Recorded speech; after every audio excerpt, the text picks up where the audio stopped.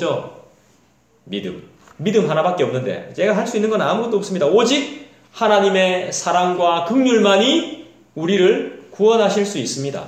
내가 할 수 있는 건 아무것도 없습니다. 그죠? 저는요, 한때 막 성경도 자의적으로 막 해석했어요. 요한계시록에 보면요, 딱 40의 숫자가 딱 맞춰지는데 그걸 제가 42라고 막 우기고 이랬어요. 막 이렇게 막 연도 막 가져와가지고 자의적으로 막 해석하고 이랬어요.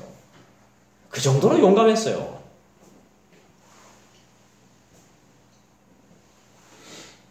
내가 한 것이 없다는 것을 올바로 깨달은 사람은 이웃을 바라보는 자세가 달라져요. 사람을 대하는 방식도 달라집니다. 다른 사람하고 내가 별다를 게 없다는 것을 깨달았기 때문에 대하는 게 달라지는 거예요. 불신자들을 무시하고 저주하는 배경에는 뭐가 있습니까? 나는 믿는데 왜 너는 안 믿어? 묘한 교만이 깔려있는 겁니다. 그런데 이런 이들도 살다 보면 신앙생활이 힘들어질 때가 있습니다. 고비가 와요. 딱 신앙생활에도. 안 된다 할 때가 딱 옵니다. 아, 이거 안 되는구나. 내가 다 이룰 수 있는 게 아니구나 하면서 딱 처질 때가 온다니까. 내 확신과 결단을 의심하게 될 때가 옵니다. 반드시 와요. 그분의 존재도 의심하게 될 때가 옵니다. 탁 꺾일 때죠. 그렇게 반복되는 좌절을 겪다 보면 그때야 한 인간이 겸손해집니다. 신앙생활이 내 힘으로 되는 게 아니구나. 이거는 긍정적인 경우입니다. 부정적인 경우는 떼치 아픕니다. 그냥.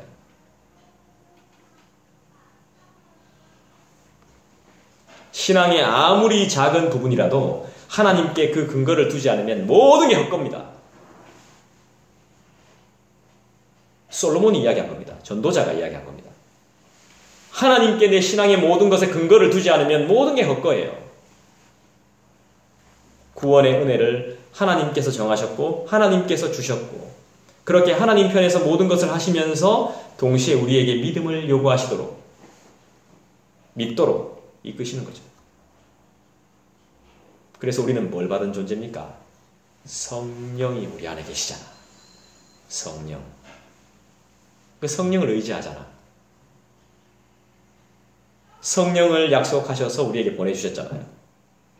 성령님을 통해 필요한 모든 것을 준비하셔가지고 우리로 믿게 하시고 거룩한 순종을 가능하게 하시니까 우리는 모든 것을 하나님께서 하셨다는 신앙의 고백이 터져 나오는 거죠. 내가 한 거 없습니다. 다 하나님이 하셨습니다. 찬양이 절로 나오는 거죠. 찬양이 누가 시키지 않아도 처음부터 끝까지 모든 걸 다 그분이 하셨습니다. 주님이 하셨습니다. 이게 나오는 겁니다.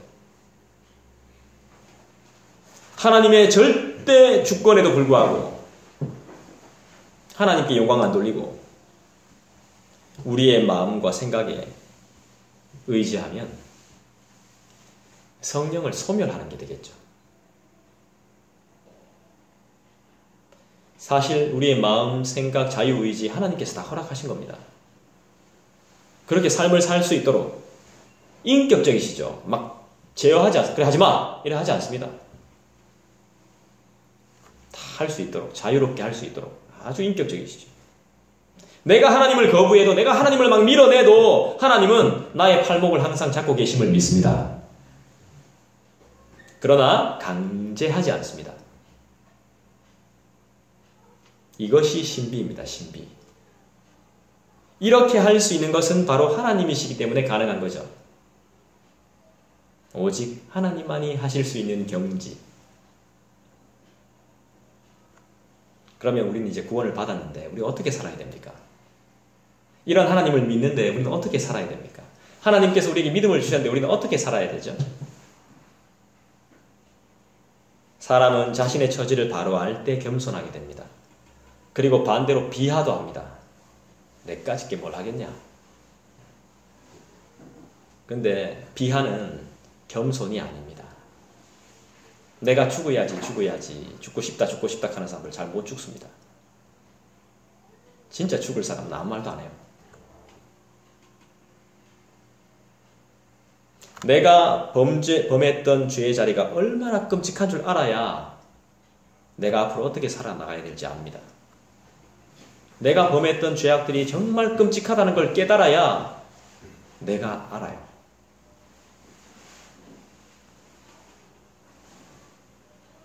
내가 나아가야 할 그 자리의 가치를 알게 되며 그 가치를 위해 지금 나는 어떻게 살아야 될까 고민합니다. 내가 어떻게 살아야 될까? 이 조직이 어떻게 가야 될까가 아니라 내가 어떻게 해야 될까? 그걸 안다는 말이죠. 교리를 균형 있게 배운 사람은 삶에 있어서도 조금 높은 가치를 보여줍니다. 학생들이 새 학기가 시작될 때 가장 큰 관심을 갖는 게 뭐죠? 자리 배치입니다. 짝꿍이 누가 될까? 아니, 저만 그런가요? 저 좀 기대를 많이 했어요. 항상 새 학기가 되면. 저는 6학년 때를 잊어버릴 수가 없어요. 국민학교 6학년, 초등학교 6학년 때를 정말 잊어버릴 수가 없어요. 진짜 최고의 짝꿍이 딱 되는 순간이었는데 누가 하나 갑자기 전화 오는 바람에 키제가 고마워. 딱 자리 바뀌. 와, 아직도 잊을 수가 없습니다.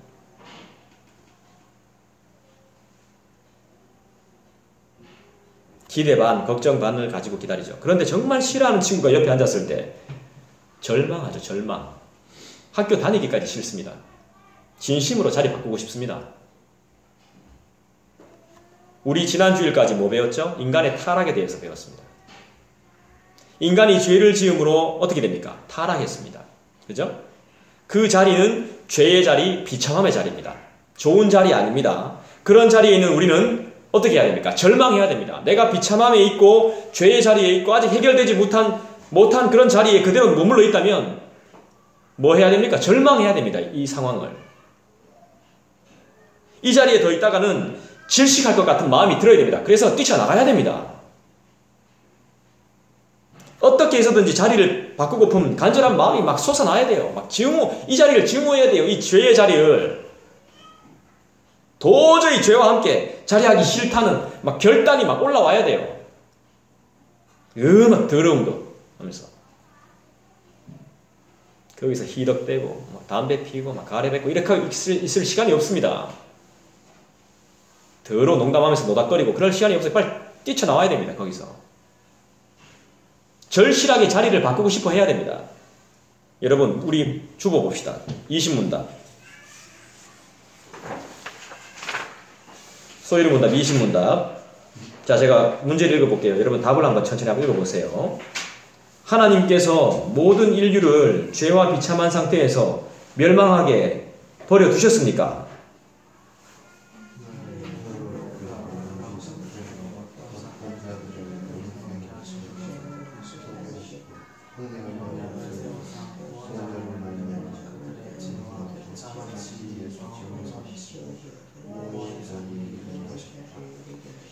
자, 이게 바로 자리 바꿈이라는 겁니다. 이 자리 바꿈을 우리는 뭐라고 말합니까? 구원이라고 말해요. 구원이란 뭐예요? 이것도 잘 몰라요, 우리가. 구원이란 뭐죠? 제가 여러분들은 뭐라 하는 게 아닙니다.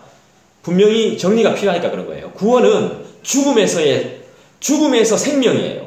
꺼져가는 불씨를 다시 살리는 거예요. 그러니까 죽는 상황에서 살아나는 겁니다. 구원은. 죽음에서 생명의 자리로 자리 바꿈. 죄의 비참함에서 뭡니까? 의의 빛으로 자리 바꿈. 본질상 진노의 자녀에서 뭐예요? 하나님의 자녀로 자리 바꿈. 자리 바꿈이 구원이에요. 신분이 바뀌는 것. 하나님께서는 구원을 언제부터 작정하셨습니까? 영원 전부터 영원 전부터 미리 계획하셨잖아요. 선택하시고 은혜 언약을 주셨죠. 우리는 생명 언약을 실패했을지 몰라도, 그죠? 죄를 범해서 생명의 언약은 실패했죠. 하지만 은혜의 언약이 왔죠. 첫째 아담이 실패했지만 둘째 아담인 그리스도는 승리하셨죠. 영원 전에, 창세 전에 이미 구원받을 자를 선택해 두셨다는 것이죠. 하나님께 선택받은 자들이 구원을 얻죠. 그렇다면 버림받은 자들도 있겠죠? 버림받은 자들도 있습니다. 어떤 기준으로 선택받고 버림받는다고 했습니까? 하나님의 뜻 아닙니까? 하나님 그 자체, 기준은 하나님입니다. 하나님. 착한 사람, 나쁜 사람, 성경 한 번 읽어본 사람, 10번 읽어본 사람, 죄를 많이 지은 사람, 적게 지은 사람, 이런 기준이 아닙니다. 하나님께서 사람이 타락하기 전에 선택하셨어요. 사람의 행위를 보기 이전에 선택하셨어요. 그리고 여러분들이 죄를 지을 것도 다 아셨어요. 그리고 약속도 못 지킬 걸 다 아셨어요. 다 알아요, 하나님은.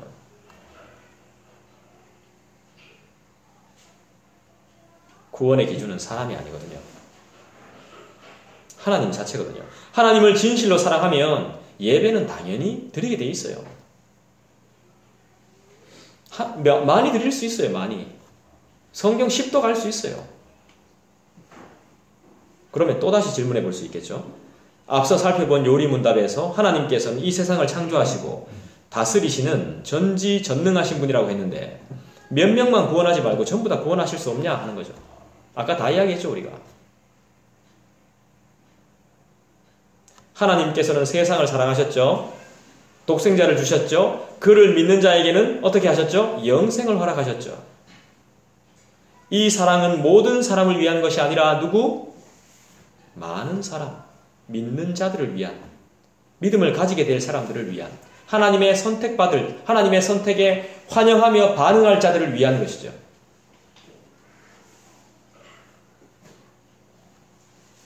원래 아담 이후에 모든 사람들은 죄의 상태와 비참한 상태에 있었습니다. 죄의 싹은 사망이라고 했습니다, 분명히. 그래서 모든 사람은 죽어야 됩니다. 죽어 마땅하죠. 근데 공의로우신 하나님은 그들을 반드시 심판하셔야 됩니다. 공의로우시기 때문에 심판해야 돼요. 그런데 모두 다 심판치 않고 그리스도를 믿기로 선택된 사람들을 구원하신다는 것이죠. 선택된 자들이 믿음을 받습니다. 믿음 역시 하나님께서 주시는 선물입니다. 에베소서 2장에 가보면 그 내용이 나옵니다. 우리는 1장을 읽었죠. 하나님의 선물을 받은 그가 구원을 얻습니다. 구원은 하나님께서 계획하시고 하나님께서 시작하셔서 하나님께서 완성하십니다. 요거는 전도를 해보면 우리가 잘 압니다. 하나님께서 계획하시고 하나님께서 시작하셔서 하나님께서 완성을 이루십니다. 구원은 온전히 하나님께서 주관하시는 하나님의 일입니다. 하나님께서 모든 값을 먼저 지불하셨습니다. 우리는 그래서 값없이 얻습니다. 누구 때문이 아닙니다. 하나님 때문이죠. 그렇기 때문에 구원은 은혜이고 선물이죠. 믿습니까? 그러니 선택받지 못한 자들에 대해서 우리는 어떻게 말을 할 수가 없는 겁니다. 선택받은 우리도 선택될 만한 자격이 없었기 때문에 그냥 감사할 수밖에 없는 것이죠.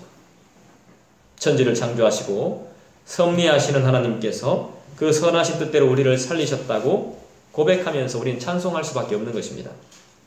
사랑하는 우리 성도 여러분, 하나님의 택함을 받은 우리는 행복한 사람입니다. 할렐루야. 이번 한 주간 행복하십시오. 아멘. 기도하겠습니다. 거룩하신 주님,